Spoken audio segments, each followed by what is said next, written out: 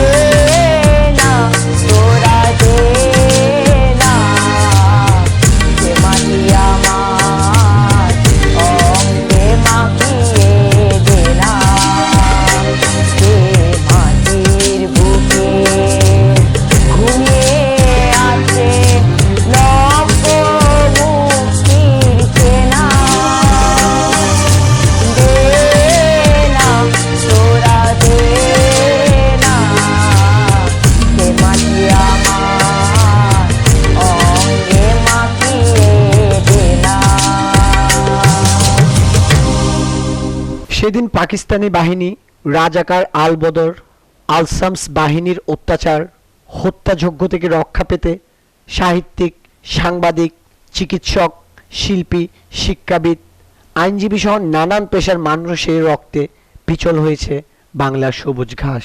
ছিনিয়ে এনেছেন জন্মভূমি বাংলা আমার। কবিতাটির নাম দিয়েছি স্বাধীন ছিল মনে। মাগো, মোরা সেদিন অল্প ছিলেম, গল্প ছিল এই মনে। সে গল্পকে সাহস করলাম বিজয়ের আন্দোলনে। মুক্ত করতে এদেশটাকে ঝাঁপিয়ে মুক্তি দল।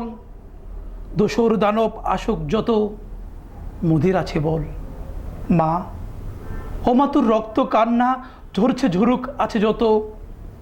মুক্তি কাঙ্গাল এক হয়েছে, হবে না তবু নথ। জননী মুক্তির জন্য যারা বিলিয়েছে নিজের প্রাণ, তারাই ত্যাগী, তারাই বিদ্রোহী, তারাই মহিয়ান।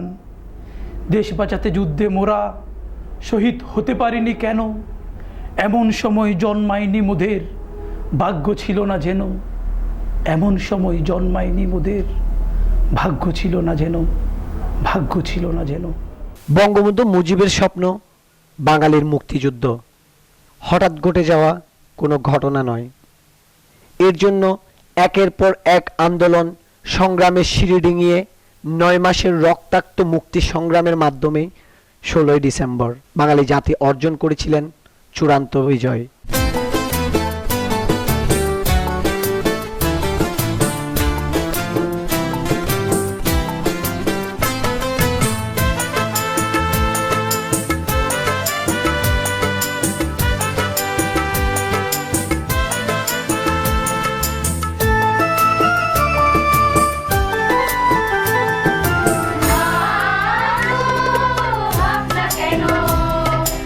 আমরা তোমার শান্তি প্রিয়